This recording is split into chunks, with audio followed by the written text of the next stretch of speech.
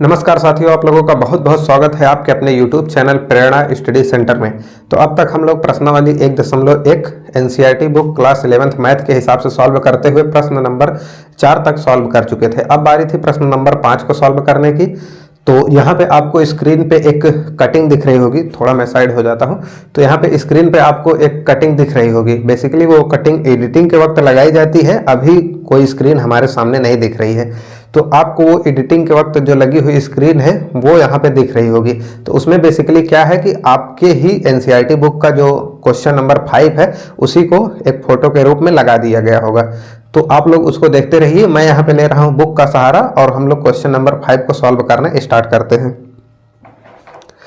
तो बुक हम ले चुके हैं। तो यहाँ पे बुक में जो कह रहा है कि निम्नलिखित समुच्चय के सभी अवयवों यानी कि जिन्हें सदस्य भी कहा जाता है, ब्रैकेट में लिखा हुआ है, तो अवयवों को सूचीबद्ध कीजिए। यानी कि बेसिकली हमें क्या करना है, सूचीबद्ध करने का मतलब होता है कि वही सारणी बनानी है, यानी कि सारणी मेथड यानी कि रोस्टर मेथड में हमें इसको लिखना है।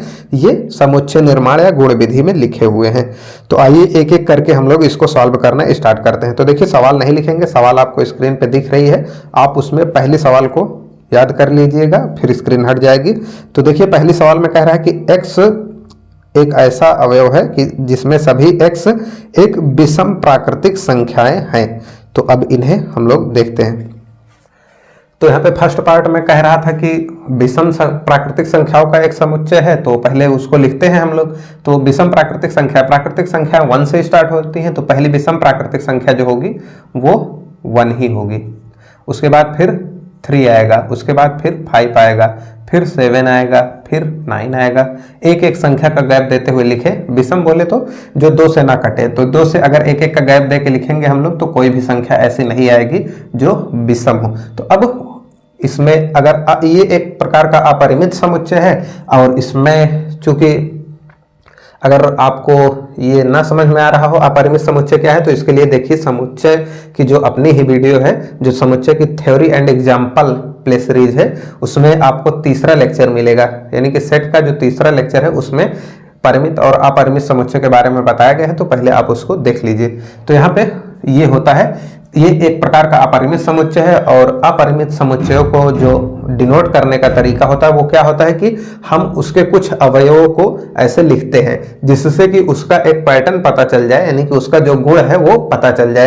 तो अब इतने से एक पैटर्न पता चल चुका है कि ये ऑड मतलब कि विषम प्राकृतिक संख्याओं का एक है। उसके बाद यहाँ पे हम लोग 3 इस तरह से डैश लगा सकते हैं या बिंदी का यूज करते हैं। अब उसके बाद सभी को मतलब सभी अवयवों को लिखने के बाद कामा के द्वारा पृथक करना था, तो कामा के द्वारा हम लोगों ने पृथक कर लिया और इन सभी को एक मझले ब्रैकेट में बंद कर देना था।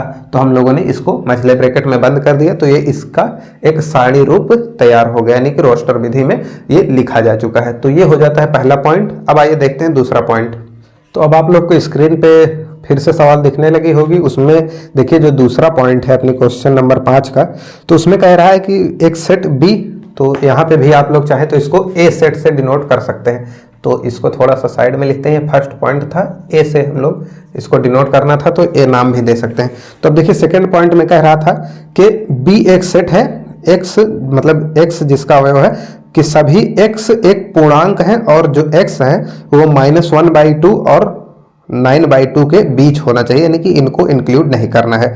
तो आप लोग उसको ध्यान से देख लीजिए, उसके बाद हम लोग यहाँ पे सॉल्व कराना शुरू करते हैं। तो देखिए, अब दूसरे पॉइंट को समझने से पहले हमें थोड़ा नंबर लाइन देखनी होगी। देखिए नंबर लाइन कुछ इस प्रकार से होती है, यहाँ पे 0 होता है, इस तरफ हम बढ़े तो 1 2 3 4 और इसी तरह से आगे 5 ऐसी वैल्यू मिलती हैं।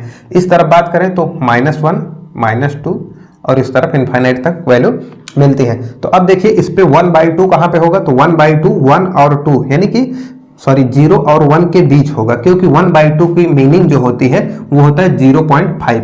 तो अब अगर पॉजिटिव है तो इस तरफ 1 और 2 के बीच मिलेगा 0.5 का मतलब 1 से और 2 के बिल्कुल मिडिल में, तो 0.5 इसी का मतलब होता है। अब ये निगेटिव है तो इस तरफ हमें मिलेगी, तो यहाँ जो बीच की बिल्कुल पॉइंट है ये अपना कहलाएगा -1/2, ये कहलाया। और उसके बाद अब यहाँ पे जैसे इसमें कहा गया था 9/2, तो 9/2 का बेसिकली मीनिंग 9/2 को जब हम सॉल्व करेंगे तो 4.5 आता है, तो ये 4 और 5 के बीच होगा, तो बिल्कुल मिडिल में यहाँ पे कहीं पे होगा अपना ये 9/2, तो 9/2। तो ये बेसिकली जो इस पे जितने भी संख्याएं दिखाई गई हैं, जो पूरी संख्याएं हैं, जैसे -2, -1, 0, 1, 2, 3, 4, 5, तो इस तरह की जितनी भी संख्याएं हैं ये सारे के सारे पूर्णांक ही कहलाते हैं। तो अब इसमें आपको कहा भी गया था कि पूर्णांकों का समुच्चय है, जिसमें वो पूर्णांक -1/2 से जो है अपनी वैल्यू 9/2 के बीच होने चाहिए। तो इसके बीच आप लोग देख सकते हैं कितने पूर्णांक आ रहे हैं। तो एक तो आ रहा है 0, 1 आ रहा है, 2 आ रहा है, 3 आ रहा है, 4 आ रहा है और 5 आ रहा है। तो इतने सारे वैल्यू आ रहे हैं। 5 सॉरी नहीं आ रहा है, क्योंकि 5 उसके बाहर जा रहा है, तो ये गलती से लिखा गया। तो इतने अवयव हैं, 5 अवयव, सभी को कॉमा से हम लोग कर देते हैं अलग, और उसके बाद यहाँ पे मझले ब्रैकेट यानी करली ब्रैकेट से इसको कर देते हैं क्लोज, और उसके बाद इसका नाम जो था सेट बी उसको दे देते हैं। तो इस तरह से सॉल्व हो जाता है इस सवाल का पॉइंट नंबर दूसरा। अब आइए देखते हैं पॉइंट नंबर तीसरे को। अब पॉइंट नंबर 3 पे लिखा हुआ है कि सी जो है x सच दैट x एक ऐसा पूर्णांक है कि x² less and equal to 4, यानी कि x² जो है छोटा और बराबर है 4 के। तो x हमें ऐसे सारे x लेने हैं कि 4 उनका स्क्वायर करें तो 4 से वो छोटे आए। तो अब देखिए इसी नंबर लाइन का यूज करेंगे हम लोग। तो नंबर लाइन पे अगर इसका स्क्वायर करें, -2 है, इसका स्क्वायर करेंगे तब भी 4 आएगा, -1 का स्क्वायर करेंगे तो 1 आएगा, 0 का स्क्वायर करेंगे 0 आएगा, 1 का स्क्वायर करेंगे 1 आएगा, 2 का स्क्वायर करेंगे 2 आएगा। तो बेसिकली हमारा जो तीसरा पार्ट है इसमें कह क्या रहा है, तो इसमें कह रहा था कि जो x है वो पहली बात तो पूर्णांक है सभी के सभी, और दूसरा जो उसका कंडीशन था वो कह रहा था कि जो x का स्क्वायर करें हम तो ये 4 के बराबर आए या 4 से छोटा आए। तो इस कंडीशन को रखने के लिए हम लोग यही अपनी संख्याएं बच रही हैं। अगर हम लोग -2 का स्क्वायर करेंगे तब भी 4 आएगा, यानी कि ये इसमें आ रहा है। 1 का स्क्वायर करेंगे तो 1 आएगा, इसमें आ रहा है 4 से छोटी संख्या है। 0 का स्क्वायर करेंगे 0 आएगा, 4 से छोटी संख्या है। 1 का स्क्वायर करेंगे 1 आएगा, 2 का स्क्वायर करेंगे 4। तो यहाँ तक की संख्याओं को ये ले रहा है। तो इसको हम लोग कैसे लिखेंगे, तो यहाँ पे जो अपना सेट सी होगा वो कैसा होगा, तो -2 पे संतुष्ट है, -1 पे संतुष्ट है, 0 पे संतुष्ट है, और यहाँ पे 1 पे संतुष्ट है, 2 पे संतुष्ट है। तो इतनी चीज़ों पे ये फॉलो कर रहा था, सभी को कामा से पृथक किया जा चुका है। उसके बाद यहाँ पे एक ब्रैकेट करली ब्रैकेट यूज करते हैं और उसके बाद इसको सी नाम दे देते हैं। तो ये हो जाता है अपने पॉइंट नंबर 3 का सॉल्यूशन। तो उम्मीद है कि ये 3 सॉल्यूशन आपको समझ में आ गए होंगे। तो अब आगे की चर्चा करने के लिए इसको मिटाना पड़ेगा। तो अब बात करते हैं चौथे पॉइंट पे, इसको हटाकर। अब यहाँ पे आपको स्क्रीन पे फिर से वो क्वेश्चन दिख रहे होंगे। तो उनमें जो चौथा पॉइंट है वो क्या कह रहा है कि x ऐसा है कि सभी x लॉयल शब्द के एक अक्षर हैं। तो आइए इसको देखते हैं कैसे इसका बनाया जाएगा। बिल्कुल आसान सा वर्ड है। तो यहाँ पे लॉयल लिखा हुआ है, जो अपना चौथा पॉइंट है। यहाँ पे LOYAL लॉयल लिखा हुआ है, इसी का हमें बनाना है। तो बेसिकली क्या करना होगा, तो ये एक बार आ चुका, रिपीटेशन अलाउड नहीं है तो दोबारा नहीं आएगा ये। तो अब इसमें बचा क्या, L बचा, O बचा, Y बचा, A बचा, ये 4 वर्ण इसके बचते हैं। कॉमा से सबको अलग किया और इसको मझले ब्रैकेट में बंद कर दिया।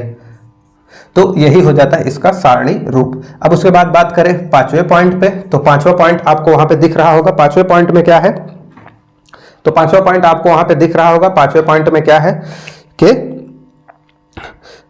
ई एक ऐसा सेट है कि x जहां x ऐसा अवयव है कि x वर्ष का एक ऐसा महीना है जिसमें 31 दिन नहीं होते हैं। एक विशेष ध्यान इसमें दीजिएगा, नहीं होते हैं शब्द कहा गया है। तो ऐसे महीनों का ये समूह है x जिसमें 31 दिन नहीं होते हैं। तो अब बेसिकली बहुत कंफ्यूजन होती है कि इसमें 31 दिन होते हैं कैसे नहीं। तो आप लोग अपना हाथ ऐसे सामने कर लीजिए और इस मुट्ठी को आप लोग बंद कर लीजिएगा।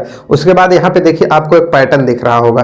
तो up down up down up down ऐसा करके एक पैटर्न दिख रहा होगा, यानी कि कुछ इस प्रकार का ग्राफ हमारे सामने आता है। ये अपनी उठी हुई अंगुलियां हैं, ये बैठी नीचे, ये अंगुलियों के बीच का गैप है, बैठी हुई जो मतलब गैप है, ये अंगुली है, ये अंगुली है, ये अंगुली है, ये अंगुली है, यहाँ पे ये अंगुली है। 4 अंगुलियां हैं, बीच का गैप डाउन है। तो आप लोग यहाँ पे जनवरी को रखिए, यहाँ पे जनवरी, फरवरी, मार्च, अप्रैल, ऐसा नहीं, सॉरी ऐसा नहीं, यहाँ पे आप जनवरी को रखिए, फिर नीचे फरवरी, मार्च, अप्रैल, मई, जून, जुलाई, फिर यहाँ पे आइए अगस्त, सितंबर, अक्टूबर, नवंबर, दिसंबर, बस दिसंबर तक ही। तो अब देखिए जो उठी हुई है उस पे 31 दिन आएगा, और जो नीचे ग्राफ है यानी कि जो अंगुलियों के बीच का गैप पे जो महीने आ रहे हैं वो 30 के होंगे। तो यहाँ पे जनवरी आएगा, फरवरी नीचे आएगा। अब देखिए नीचे वाले 30 के होते हैं, लेकिन फरवरी में 30 दिन होते नहीं, 28 से 29 होते हैं, तो फरवरी नीचे जाएगा।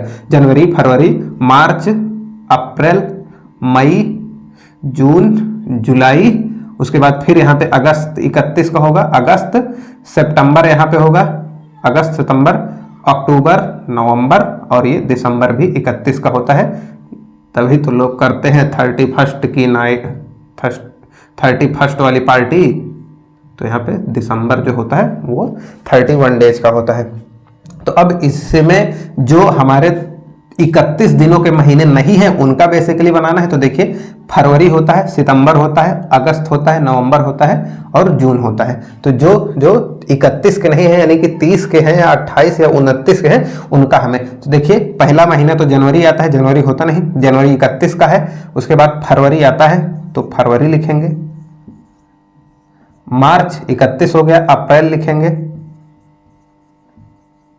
मई होता है 31 का, जून लिखेंगे, जून, जुलाई 31 का, अगस्त 31 का, सितंबर लिखेंगे, सितंबर, उसके बाद अक्टूबर 31 का, नवंबर 29 का, नवंबर लिखेंगे।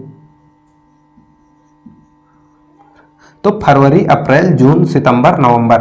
तो अब उसके बाद नवंबर के बाद फिर दिसंबर 31 का हो जाता है। तो बेसिकली 1, 2, 3, 4, 5 यही 5 महीने जो होते हैं वो आते हैं किसने के, तो ये होते हैं 30 या 29 या 28 दिनों के। तो अब इन सभी को कामा से पृथक कर लिया जाए और उसके बाद इनको ब्रैकेट में बंद कर दिया जाए, तो इन्हीं का नाम हो जाता है अपना समुच्चय जो है वो ई, इसका नाम डी रहा होगा।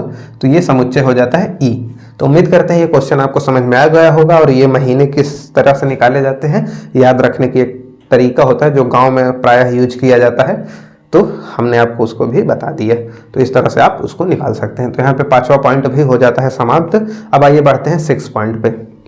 अब यहाँ पे स्क्रीन पे आपको फिर से सवालें दिखने लगी होंगी। तो उसमें जो 6ठा पॉइंट है वो क्या कह रहा है कि एक्स ऐसे सेट का अवयव है कि जहां सभी एक्स अंग्रेजी वर्णमाला का एक व्यंजन है जो के से पहले आते हैं। तो यानी कि के से पहले आने वाले सभी वर्णमाला के जो व्यंजन है यानी कि कॉन्सोनेंट है उन पे।